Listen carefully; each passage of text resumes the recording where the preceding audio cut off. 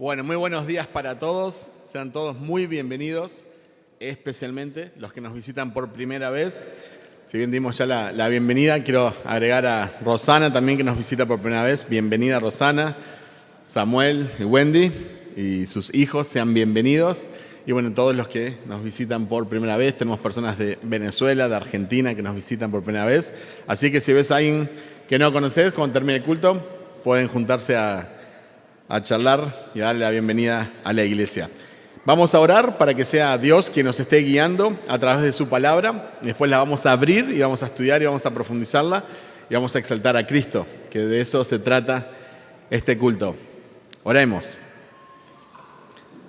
Señor, queremos darte muchísimas gracias por permitirnos estar en esta mañana, en este lugar, escuchando tu palabra. Señor, cuánta gracia y cuánta misericordia tú tienes, has tenido y tendrás en nuestra vida. Gracias por tu inmensa paciencia, Señor, mientras tú completas tu obra en nosotros. Gracias por tu Espíritu Santo que nos guía, que nos conforma a tu verdad, Señor, que nos confronta. Gracias, Señor, por permitirnos tener tu santa palabra en nuestro idioma o en nuestros idiomas aquí representados. Que podamos acercarnos con humildad, Señor. Crea en nosotros, Señor, un corazón humilde y ayúdanos a ver a Cristo en todo su esplendor, a ver su gloria. Señor, nosotros nada somos, pero venimos, Señor, a conocer a quien todo lo es. Tú eres todo, Señor, y queremos amarte más. Señor, que después de este culto podamos tener más amor por ti y que podamos exaltarte con toda nuestra vida. En tu nombre, Señor, dejamos este tiempo en tus manos, también a los niños, a sus profes, que puedan, Señor, también disfrutar de tu palabra desde chiquitos. Amén. Amén.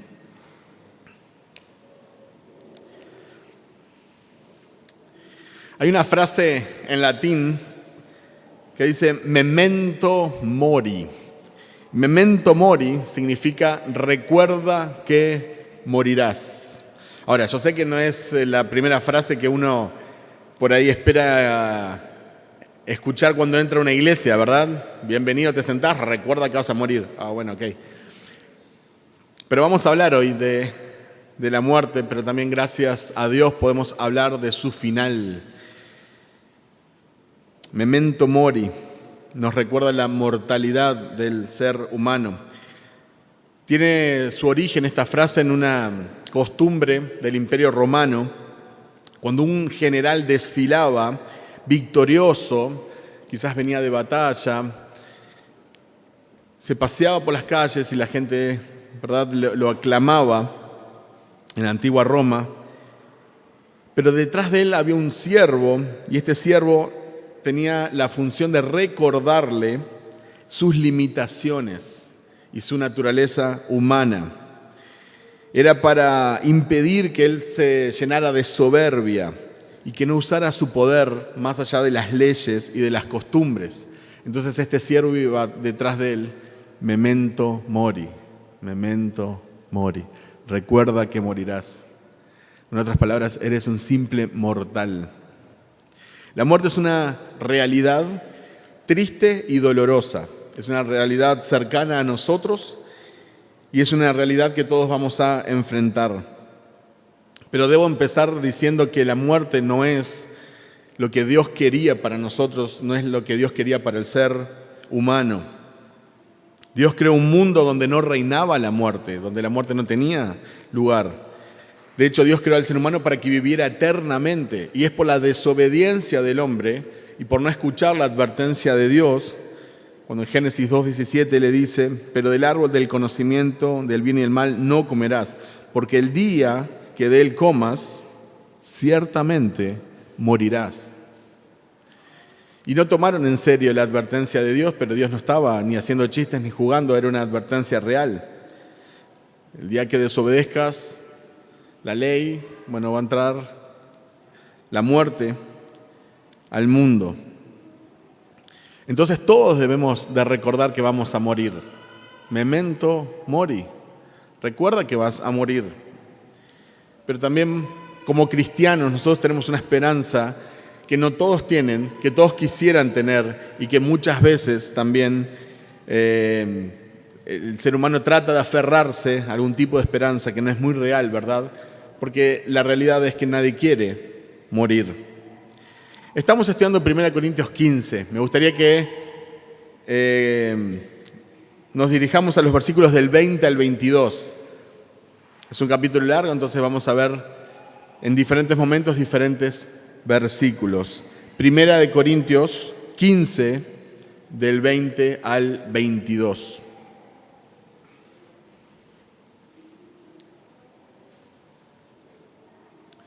Y dice la palabra del Señor: pero ahora Cristo ha resucitado de entre los muertos, primicias de los que durmieron, porque ya que la muerte entró por un hombre, también por un hombre vino la resurrección de los muertos. Porque así como en Adán todos mueren, también en Cristo todos serán vivificados. La muerte entró al mundo. Como les dije, esto no era parte del plan original de Dios. Pero la realidad es que la muerte va a llegar, la muerte te atrapará. No importa tu nacionalidad, no importa tu cuenta bancaria, no importa tus diplomas, la muerte va a llegar a tu vida. Y esas son malas noticias. Esa es la mala noticia. Memento mori. Recuerda que vas a morir. Romanos 5:12 dice: por tanto, tal como el pecado entró en el mundo por un hombre y la muerte por el pecado, así también la muerte se extendió a todos los hombres porque todos pecaron. La muerte no tiene piedad. Mueren los animales, mueren bebés antes de nacer, mueren niños, mueren jóvenes, muere gente buena o gente que por ahí no entendemos que merezca morir. Mueren los cristianos a manos de personas malas. Y la gente se cuestiona por qué hay tanta muerte a nuestro alrededor, pero muy pocos cuestionan por qué rechazan a la fuente de la vida eterna, al dador de la vida, o a aquel que dijo ser el camino, la verdad y la vida. Pero en 1 Corintios 15, 20, 22... y en todo este capítulo encontramos también buenas noticias. Encontramos buenas noticias. Hubo un hombre que resucitó. Y yo sé que tenemos en mente también que hay otras personas que volvieron de la muerte, pero no en la forma en que Jesús resucitó, porque Jesús resucitó para nunca más morir. Él venció la muerte. Y ese hombre que no fue resucitado, como en el caso de Lázaro o en otros casos que hay en la Biblia, aún en el Antiguo Testamento, Él resucitó, Él venció la muerte. Ese hombre, que es Jesucristo, trajo la resurrección para otros. Y así como los que estaban representados por Adán, en la teología se le conoce como cabeza federativa, era nuestro representante, el representante de la humanidad, y cuando Él cayó y entró la muerte, todos nosotros como humanidad estamos representados por Él, estamos identificados con Él, todos morimos.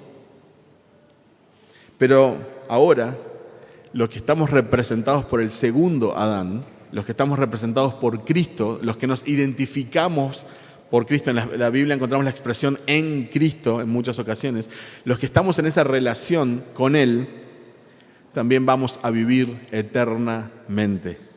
Porque como dice el pasaje, Adán, o por el pecado de Adán, entró la muerte al mundo, pero también por la victoria de Jesús viene la resurrección, la vida eterna. Y todo aquel que crea en Él tendrá vida eterna y resucitará.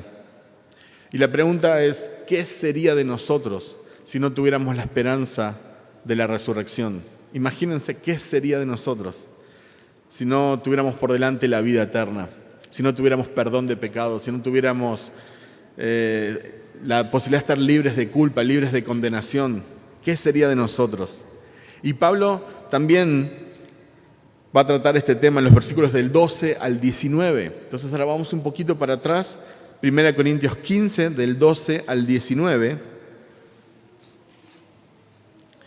donde Pablo dice: y ahora bien, si se predica que Cristo ha resucitado de entre los muertos, ¿Cómo dicen algunos entre ustedes que no hay resurrección de muertos?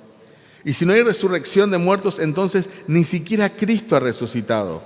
Y si Cristo no ha resucitado, vana es entonces nuestra predicación y vana también la fe de ustedes. Aún más, somos hallados testigos falsos de Dios, porque hemos testificado contra Dios que Él resucitó a Cristo, a quien no resucitó, si en verdad los muertos no resucitan.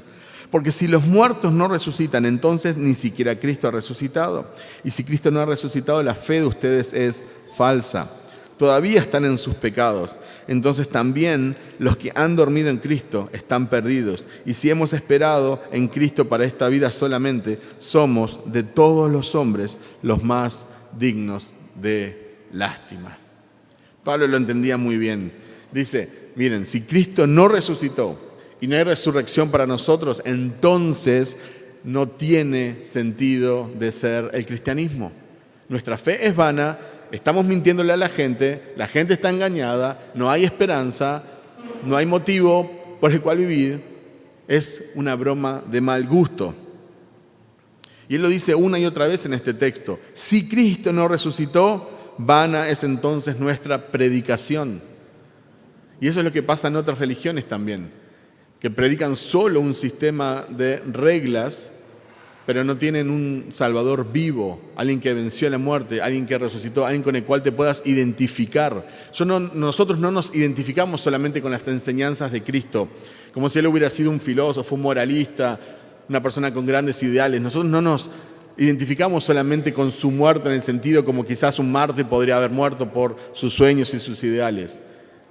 Nosotros no nos identificamos solo con su vida como un ejemplo. Nosotros nos identificamos con todo eso, pero también con su muerte y resurrección. Por eso nosotros tenemos algo que predicar, porque nosotros no estamos predicando de un religioso más, no estamos predicando del fundador de una religión, como tantos hay por ahí. Y Pablo y los apóstoles no estaban predicando en vano, y nosotros estamos sirviendo a un Dios vivo, a un Dios real.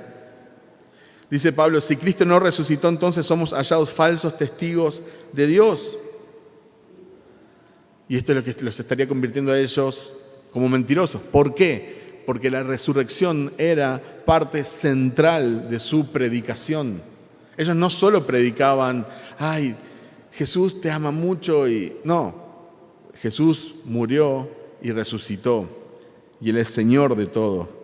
Dice Pablo, si Cristo no resucitó, vuestra fe es vana y aún están en sus pecados. Fíjense qué importante esa expresión.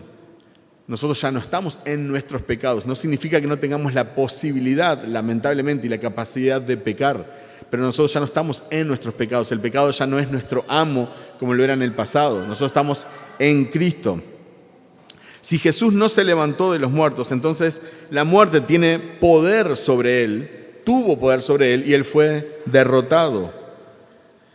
Y si la muerte hubiera tenido poder sobre Jesús, entonces Jesús no sería Dios. Y si Jesús no es Dios, entonces su sacrificio no hubiera sido el sacrificio completo y suficiente por nuestros pecados. Y si Jesús no puede ofrecer un sacrificio completo por los pecados, entonces mis pecados no fueron pagados y cancelados. Y si mis pecados no fueron pagados y cancelados, entonces aún estoy en mis pecados, identificados con ese pecado y esperando la justa condenación. Si Jesús no hubiera resucitado, Él no sería capaz de salvar. Pero Jesús resucitó, Jesús venció a la muerte y nosotros nos podemos identificar con Él, con su vida y con su resurrección. Si Cristo no resucitó, dice Pablo, entonces también los que durmieron en Cristo perecieron. Imagínense qué triste que muchas de las personas que han muerto dejaron de ser y nunca más tendríamos la posibilidad de verlos. No tendremos esperanza, simplemente dejaron de existir o están en una eternidad alejados de Cristo en un castigo eterno. Pero nosotros tenemos esperanza. Nosotros, como cristianos, personas que hemos puesto nuestra fe en Cristo, vamos a pasar la eternidad juntos. Aún con ese hermano que no entendés muy bien qué hace acá, o por ahí Dios lo usa para probar tu paciencia, con ese hermano también, por la resurrección, vamos a estar juntos en la eternidad. Entonces tenemos esperanza. Pablo prácticamente termina esta sección diciendo, como un resumen, si Cristo no resucitó, somos los más dignos de conmiseración de todos los hombres. Dice Pablo, realmente, si Cristo no resucitó, somos dignos de lástima. Somos dignos de lástima. La gente se debería de burlar de nosotros, se debería de reír de nosotros. Si no hay resurrección, entonces toda la vida cristiana sería una broma pesada, una broma de mal gusto, un chiste mal contado.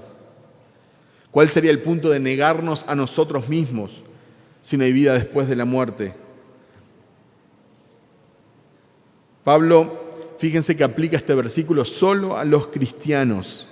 Él habla de nosotros, no habla de todas las personas en el mundo. El incrédulo vive como si no existiera el mañana, porque para él no hay mañana. Todo lo que hace es para conseguir y obtener placer momentáneo. Como se dice popularmente, vive el hoy. No importa lo que viene mañana. Pero nosotros no vivimos para el hoy. Nosotros vivimos a la luz de la eternidad. Nosotros vivimos pensando que hay galardones, que hay recompensa, que un día vamos a estar cara a cara con el Salvador que derramó su sangre por nosotros. Nosotros queremos darle gracias por lo que Él hizo por nosotros. Nosotros queremos adorarlo. Nosotros sabemos que Él es digno de toda nuestra adoración. Nosotros queremos exaltarlo. Y no se olviden nunca de esto. Él es una persona que nos amó y que nosotros también debemos de amar. Nosotros anhelamos el día que lo podamos tener cara a cara. Y sí nos vamos a arrodillar, y sí vamos a estar fascinados con su gloria, y sí vamos a estar sin palabras. Pero lo queremos abrazar, queremos estar con Él, queremos pasar tiempo con Él, vamos a tener toda la eternidad, porque es una persona que nos amó con un amor perfecto, con un amor incondicional, con un amor que nosotros acá en la tierra no conocemos porque somos finitos. El cristiano vive a la luz de la eternidad. Y la resurrección, como muestra acá bien Pablo, no es una doctrina opcional. No es que el cristiano puede decir, bueno, yo eso no entiendo muy bien, no me gusta o no creo, pero sí creo en Jesús, creo que vino. Si no crees que Jesús resucitó de los muertos, no podés llamarte cristiano, porque esta es una de las doctrinas esenciales de la fe cristiana. En Romanos 10, 9, 10 dice que si confesares con tu boca que Jesús es el Señor y que Dios le levantó de los muertos, o le levantó de entre los muertos, serás salvo. Entonces hay una promesa de salvación, pero ¿para quiénes? Para quienes confiesan, homologueo en griego, hablar lo mismo. Homo, mismo, logeo, viene de logo, hablar lo mismo que Dios, es ponerse de acuerdo con Dios. Yo me pongo de acuerdo con Dios en algo. Jesús es Señor. Jesús es Señor de todo. Jesús es Dios. Y Él murió y Él resucitó. Yo creo en quién Él es y creo en lo que hizo. Creo en lo que Él dice ser. Creo en el testimonio de la Escritura. Creo en lo que Dios dice de su Hijo. Creo en el testimonio del Espíritu Santo sobre su Hijo. Entonces la resurrección no es una doctrina más. No es simplemente para discutir entre apologetas. Es parte del Evangelio. Lo que muchos han llamado el Evangelio de la resurrección. Y lo vamos a ver más adelante en este mismo capítulo también. Famoso predicador Charles Spurgeon dijo, si Jesús resucitó, entonces este evangelio es lo que profesa ser. Pero si Jesús no resucitó de los muertos, entonces es todo un engaño y una ilusión. Él lo entendía muy bien. La divinidad de Jesús se basa en su resurrección. Y me gustaría si puede acompañarme a Romanos, y vamos a ver 3 pasajes separados para ver algunas verdades. Vamos a comenzar en Romanos 1, versículo 4, y después nos vamos a mover a otros capítulos. Romanos 1, 4.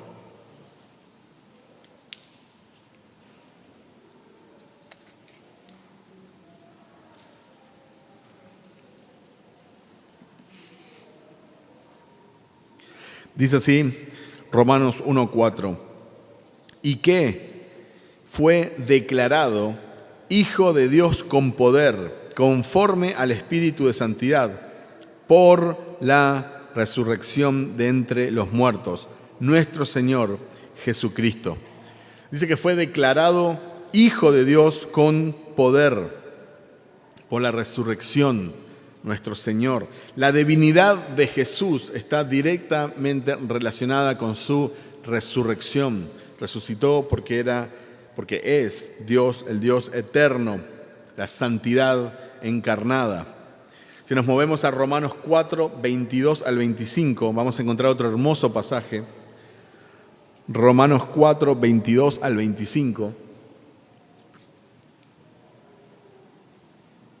Dice, por lo cual también su fe le fue contada por justicia.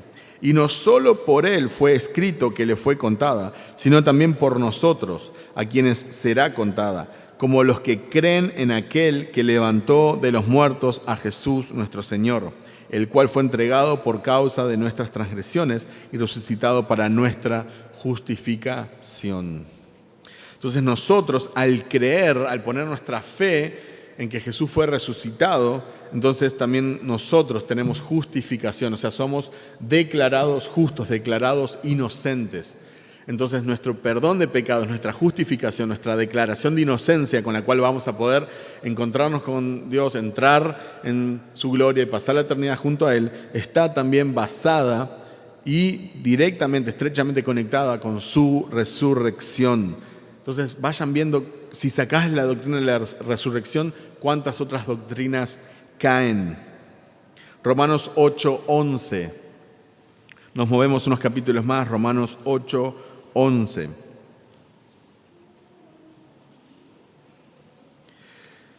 Dice Romanos 8:11, pero si el Espíritu de aquel que resucitó a Jesús de entre los muertos habita en ustedes, el mismo que resucitó a Cristo de entre los muertos también dará vida a sus cuerpos mortales por medio de su Espíritu que habita en ustedes. Nuestra resurrección final descansa en la resurrección de Jesús, porque el mismo Espíritu Santo que levantó a Jesucristo de los muertos es el mismo Espíritu Santo que mora en nosotros y que también nos resucitará en el futuro. Entonces, si Jesús no hubiera resucitado, nosotros no tendríamos ninguna esperanza de resurrección. Romanos 14:9. Vamos casi al final del libro, 14:9.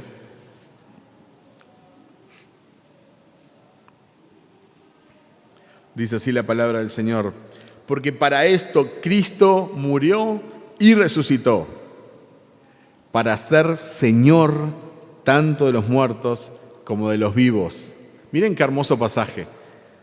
Porque para esto nos está dando la razón, el propósito, la meta final. Para esto murió y resucitó para ser Señor tanto de los muertos como de los vivos. Hay muchas personas que han muerto por causas, han muerto por sus ideales. Hay muchas personas que han dado la vida quizás por otras personas.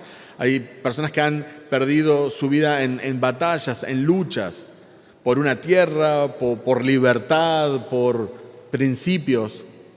Pero acá tenemos a alguien que murió y resucitó para ser Señor, Curios, amo, dueño, Señor de todos, de los vivos y de los muertos. Ya vamos a ver más adelante que todos vamos a resucitar, o para condenación eterna o para vida eterna. Pero Jesús es Señor sobre todos. A Él se le ha dado el nombre que es sobre todo nombre, el nombre de Jesucristo, el Salvador.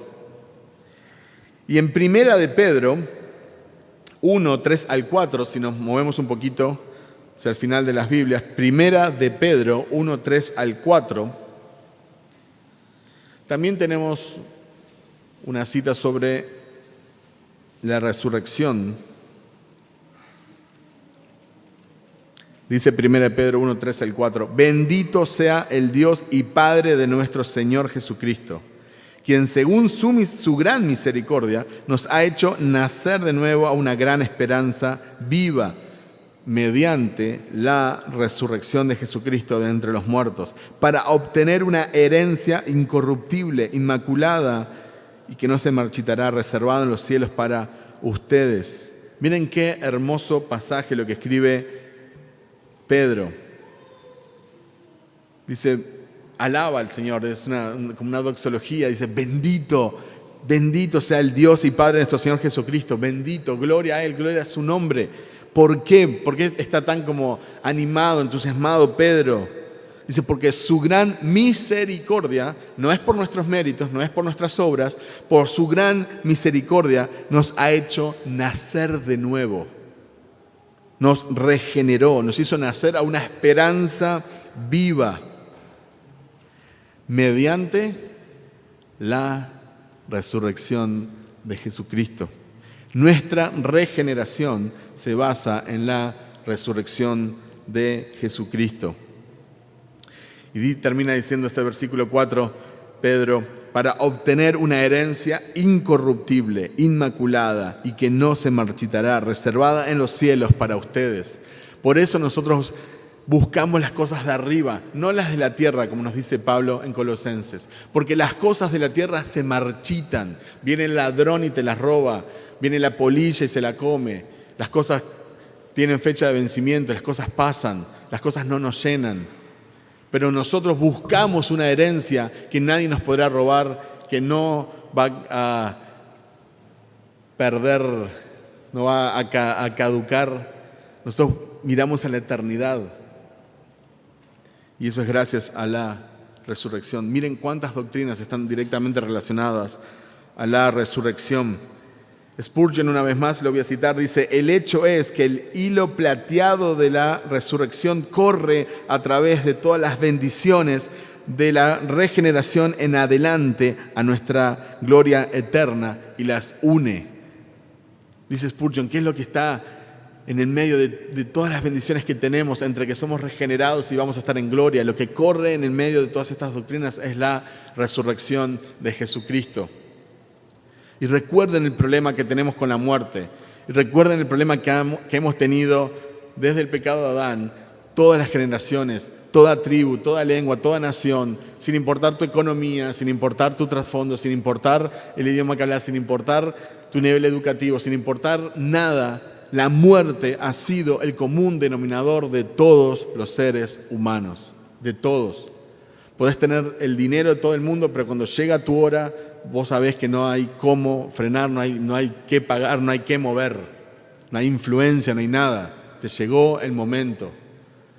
Podés ser atlético, alto, lindo, todo lo que vos quieras, pero cuando llega la muerte, llega la muerte. Podés ser agradable, simpático, buena persona, pero cuando llega la muerte, porque ese ha sido el común denominador de todos los seres humanos. Y ahora nos enfrentamos a un pasaje donde nos dice que un hombre resucitó y venció la muerte. Entonces no tenemos que leerlo a la ligera, porque si estás identificado con ese hombre, entonces vos también vas a tener una resurrección. Así como antes estabas, aunque lo supieras o no, lo reconocieras o no, lo creyeras o no, estabas identificado con un hombre que te llevó a la ruina, un hombre por el cual entró la muerte, entró el pecado. Hoy en día puedes estar identificado con el hombre que venció a la muerte. Dios hecho hombre, el Rey de gloria, el Rey de majestad. Seguimos en el pasaje de 1 Corintios 15. Pablo está contestando también porque había personas en Corinto que no creían en la resurrección. Había grupos que estaban fascinados con las filosofías del siglo, con las filosofías de la época y negaban la resurrección. Había cosas que creían, no tenían problema en creer ciertas cosas, pero no creían en la resurrección. Entonces Pablo también comienza a argumentar en contra de ellos. Quiero enfocarme en el versículo 29, que dice, de otro modo, ¿qué harán los que se bautizan por los muertos? Si en ninguna manera los muertos resucitan. ¿Por qué, pues, se bautizan por los muertos? Y obviamente este ha sido un pasaje, se le conoce un pasaje como oscuro porque es de difícil interpretación, porque parece aislado, no parece que está conectado con ninguna doctrina. El bautismo por los muertos no es una doctrina bíblica, no es algo que vamos a encontrar base bíblica. Entonces este pasaje ha causado un poquito de malestar. Y hay algunos grupos, sectas, que se han agarrado de este versículo, han abrazado este versículo para bautizar a aquellas personas que ya murieron, hacer un bautismo por ellos, pero sabemos que eso no tiene nada que ver con las Escrituras. La interpretación más aceptada es que los corintios practicaban este tipo de bautismo por los muertos. Quizás el bautizarse por personas que murieron sin bautizarse. Entonces, en ese afán de tratar de transmitir la fe, se bautizaban por ellos. Pero si vemos en el pasaje, Pablo les recrimina, Pablo los corrige y dice que esto es contrario a las enseñanzas que él como apóstol estaba enseñando y a las Escrituras en general. Lo que queda claro es que Pablo no se incluye en esta práctica, ni incluye a los cristianos en esta práctica. Los creyentes no son partes de esta práctica. Fíjense la expresión, dice, los que practican. No nosotros, no los cristianos, no la iglesia del Señor, los que practican. Y luego en el versículo 30 dice, y nosotros, poniéndose en contraposición a los que practican esto, nosotros, en contraposición a la práctica de la gente que acaba de mencionar. Entonces, sea exactamente lo que sea esta práctica que tenían, el punto es algo que no debemos de practicar.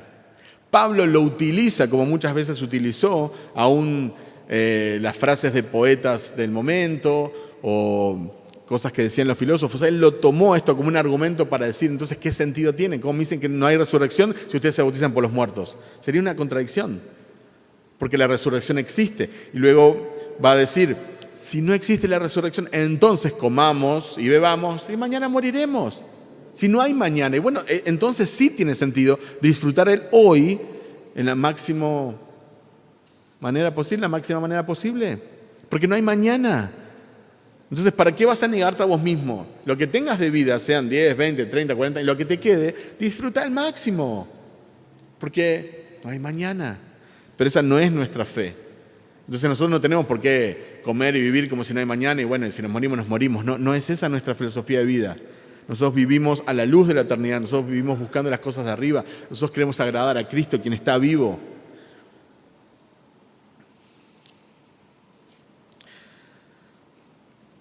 Vamos un poquito al final del capítulo, versículos 53 al 58.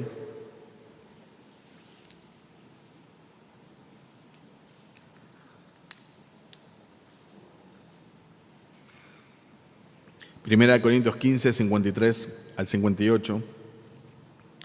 Porque es necesario que esto corruptible se vista de incorrupción y esto mortal se vista de inmortalidad. Pero cuando esto corruptible se haya vestido de incorrupción y esto mortal se haya vestido de inmortalidad, entonces se cumplirá la palabra que está escrita: devorada ha sido la muerte en victoria. Permítanme repetir eso una vez más y continuamos leyendo. Devorada ha sido la muerte en victoria. ¿Dónde está, oh muerte, tu victoria? ¿Dónde, oh sepulcro, tu aguijón?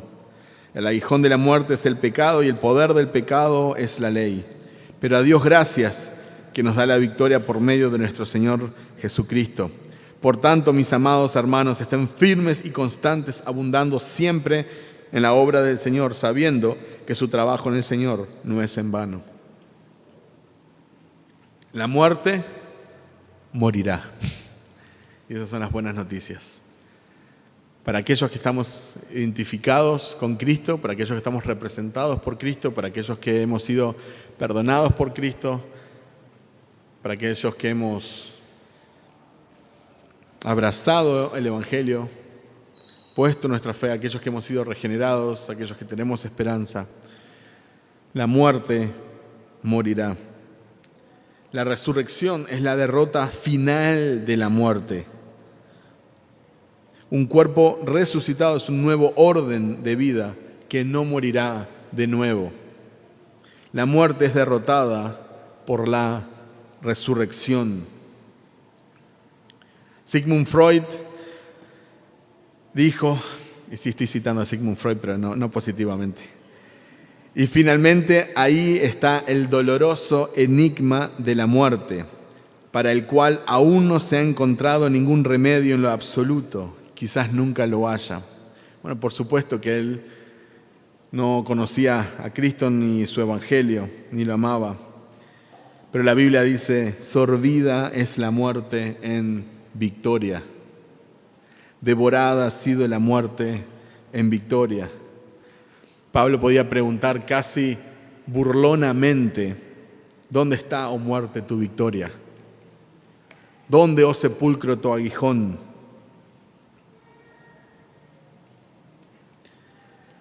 Él sabe que la muerte no tendrá dominio sobre él. Fíjense en el versículo 27 que dice, pero a Dios gracias que nos da la victoria por medio de nuestro Señor Jesucristo.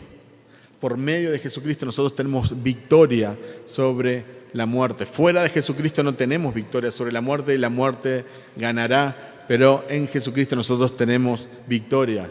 Pablo también fue el que escribió en Romanos 8, porque ni la muerte, ni la vida, ni ángeles, ni principados, ni lo presente, ni lo porvenir, ni ninguna cosa creada nos podrá separar del amor que es en Cristo Jesús, Señor nuestro. La muerte no nos va a poder separar del Señor, porque somos más que vencedores, más que vencedores. Pablo prácticamente inventó una palabra en griego, es como si dijera super, mega, recontra, para dar énfasis, somos más que vencedores. Acá nos dice que tenemos victoria sobre la muerte. Permítame citar una vez más a Spurgeon. Él dijo, no temeré muerte. ¿Por qué debería? Te miras como un dragón, pero tu aguijón se ha ido. Tus dientes están rotos, oh viejo león. ¿Por qué debería temerte? Sé que ya no eres capaz de destruirme, pero eres enviada como mensajera para conducirme a la puerta de oro donde entraré y veré el rostro descubierto de mi Salvador para siempre. Los santos muriendo han dicho con frecuencia que sus últimas camas han sido las mejores en las que han dormido. Y esa esperanza que tenía Spurgeon no llegó ni a los 60 años, creo que murió con 56 o 58. Pero esa misma esperanza es la que podemos tener nosotros. La muerte va a llegar, pero es para conducirnos a la vida eterna, es para conducirnos a la gloria y es para conducirnos para estar cara a cara con nuestro Salvador.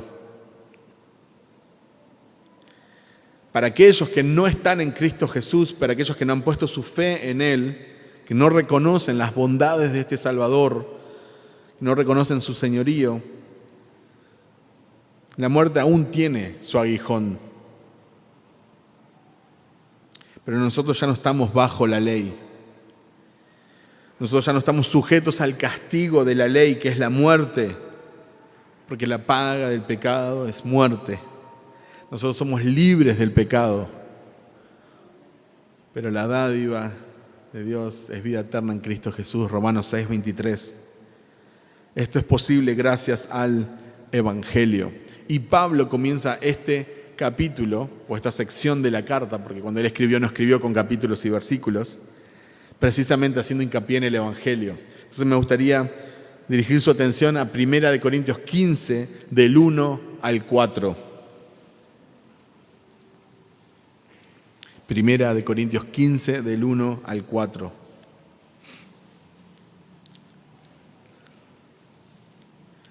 Y Pablo les dice, ahora les hago saber, hermanos, el evangelio que les prediqué, el cual también ustedes recibieron, el cual también están firmes, por el cual también son salvos si retienen la palabra que les prediqué, a no ser que hayan creído en vano. Pablo está haciendo un énfasis, obviamente, que en el evangelio se encuentra la perseverancia.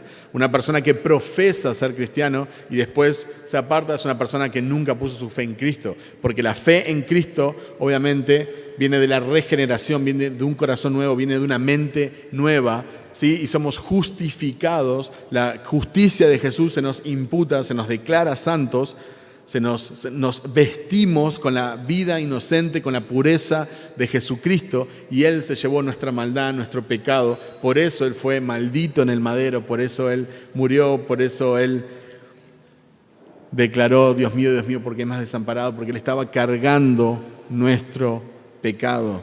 Por eso nosotros no creemos que la salvación se pueda perder, porque sería ir en contra de un montón de doctrinas. Nosotros tenemos un nuevo corazón, tenemos una nueva mente, hemos sido justificados y Jesús pagó por nuestros pecados. Entonces se espera que el que pone su fe en Cristo y profesa fe en Cristo, obviamente cuando esa fe es verdadera, siga profesando. Esa es una de las características de la fe que salva. Es una fe que da frutos, es una fe que trae arrepentimiento, es una fe que se mantiene en el objeto que es Jesucristo y es una fe que persevera. Los versículos 3 y 4, Pablo va a declarar ese evangelio que les ha predicado a los corintios, que es el mismo evangelio que les ha predicado a los efesios y el mismo que ha predicado en Galacia, es el mismo que predicamos hoy en día. Versículo 3, porque yo les entregué en primer lugar lo mismo que recibí, que Cristo murió por nuestros pecados, conforme a las Escrituras, que fue sepultado y que resucitó al tercer día, conforme a las Escrituras, que se apareció a Cefas y después a los 12. Ese es el Evangelio. Dice Pablo que el Evangelio que recibió, Él no inventó el Evangelio, Él no creó el Evangelio, no le añadió al Evangelio, es lo que recibió.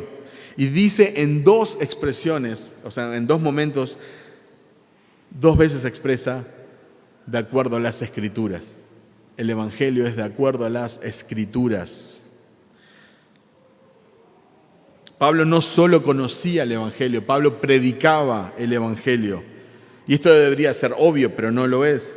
Y hay muchas personas que están todo el día debatiendo de doctrinas y discutiendo, y especialmente en las redes sociales son campeones de debatir. Y a mí me parece que tiene su lugar, está bueno en ciertos momentos debatir y enseñar y tener convicción. Pero si nunca le compartís el Evangelio a nadie, entonces hay un problema. Lo que te gusta a vos es lucirte, mostrar quizás qué bien que hablás o los argumentos que tenés. Nuestra primer pasión es que la gente conozca al Salvador de nuestra alma. Después podemos discutir obviamente un montón de doctrinas, pero si nunca le comparto, tengo un vecino al lado y no le comparto de Cristo nunca, tengo un compañero de clase, no le comparto nunca, tengo familiares, no les comparto el Evangelio nunca y solo discuto de doctrina, yo me preocuparía, porque no habla de un corazón tierno frente al Evangelio. Dice Pablo que debemos de creer, poner nuestra confianza en Cristo y solo en Cristo. Fue Cristo quien murió por nuestros pecados y Él fue sepultado y resucitado. Una vez más, la resurrección es parte del Evangelio. Todo se trata de Cristo, porque Cristo es Dios hecho hombre. Por eso lo adoramos. Y solo la fe en Cristo es lo que nos salvará. Como les dije, en dos ocasiones Pablo dice que esto es conforme a las Escrituras. Esto muestra la importancia que él lo repite dos veces, prácticamente la misma frase, porque la obra de Jesucristo no llegó de la nada, fue planeada desde la eternidad y descrita proféticamente en las Escrituras. Por ejemplo, su muerte fue anunciada en pasajes como Salmos 22 o Isaías 53, pero el plan de la resurrección también fue anunciado. En Oseas 6:1-2 dice: vengan, volvamos al Señor, pues Él nos ha desgarrado, pero nos sanará. Nos ha herido, pero nos vendará. Nos dará vida después de 2 días. Al tercer día nos levantará y viviremos delante de Él. En el Salmos 16:10 dice: porque tú no abandonarás mi alma en el Seol, ni permitirás que tu santo sufra corrupción. El Antiguo Testamento también apunta y habla de la resurrección. Obviamente que es un conocimiento limitado si comparamos con el Nuevo Testamento, pero también tenemos testimonio de la resurrección. En el pasaje también habla de los testigos de la resurrección de Jesucristo. Esto no es una clase apologética, no vamos a profundizar tanto en eso, pero estas personas no solo vieron a Jesús después de su muerte, lo vieron de una forma que revolucionó su fe. revolucionó su confianza en Él. Porque el carácter de los apóstoles fue cambiado. No es solamente que, resucitó, es poderoso. Lo que vieron de Jesús cambió sus vidas, al punto que estuvieron dispuestos a morir por Él. Estuvieron dispuestos a ser maltratados para defender y predicar la resurrección. Entonces, esa teoría del fraude, de que ellos mismos quisieron inventar esto y movieron algunas cosas para que pareciera que Dios había resucitado, no tiene lugar, porque ellos tenían una predisposición a morir por la resurrección.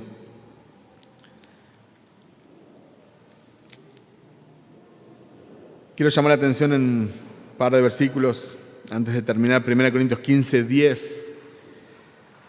Pablo dice: pero por la gracia de Dios soy lo que soy, y su gracia para conmigo no resultó vana, antes bien he trabajado mucho más que todos ellos, aunque no yo, sino la gracia de Dios en mí.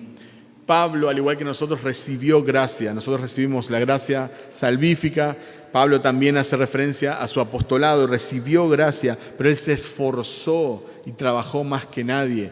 Nosotros a veces tenemos ese concepto que por la gracia, ¿verdad?, nosotros ya no tenemos que hacer nada, ¿no? Porque, bueno, Jesús hizo todo. Pero la gracia es lo que nos impulsa, dice Pablo, no yo, sino la gracia que está en mí. La gracia, si recibiste la gracia, te tiene que impulsar a predicar el Evangelio, a crecer en santidad, a crecer en conocimiento del Señor, a compartir con otros, amar a los demás, ayudar a los demás. La gracia que está en vos, porque esa gracia es efectiva, esa gracia trabaja. El último versículo que leímos, el 58, dice: por tanto, mis amados hermanos, estén firmes, constantes, abundando siempre en la obra del Señor, sabiendo que su trabajo en el Señor no es en vano. Esforzarnos por la gracia que recibimos no es en vano. Debemos de seguir firmes y constantes. Sigamos sirviendo a nuestro Señor, y nuestro trabajo para Él podemos confiar de que no es en vano. Entonces, la muerte morirá, y si estás en Cristo, la vencerás. Y esas son buenas noticias. Pero hay una noticia que es aún mayor, y me dirás, ¿qué puede ser mayor a que nosotros venzamos a la muerte en Cristo, pero que tengamos vida eterna, que resucitemos, que vamos a vivir para siempre, que vamos a estar con seres queridos, que vamos a estar con las personas que amamos, que vamos a estar conociendo? ¿Qué mejor que eso? ¿Qué mejor noticia puede haber? Hay una noticia aunque es mejor, y me gustaría que la podamos ver en versículos 24 al 28.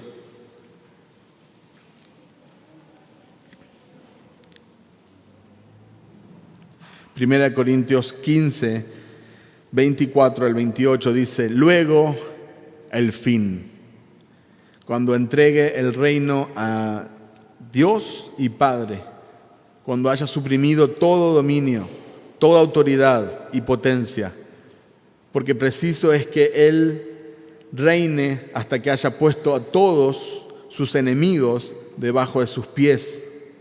Y el postrer enemigo que será destruido es la muerte, porque todas las cosas las sujetó debajo de sus pies. Y cuando dice que todas las cosas han sido sujetadas a Él, claramente se exceptúa aquel que sujetó a Él todas las cosas.